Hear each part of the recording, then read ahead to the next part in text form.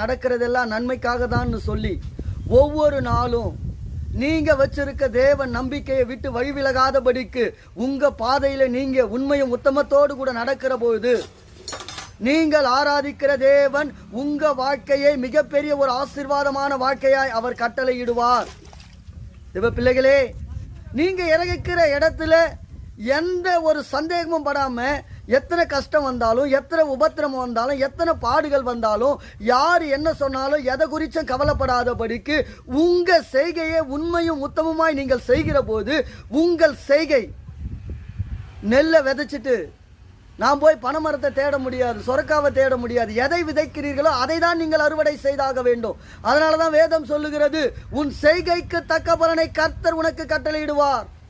எந்த அளவுக்கு தேவன் மேல நீங்க நம்பிக்கையா வச்சிருக்கிறீங்க, எத்தனை கஷ்டம் வந்தாலும் என் ஆண்டவர் அதை பார்த்து கொள்வார், கர்த்தர் என்னை ஆசீர்வதிப்பார்.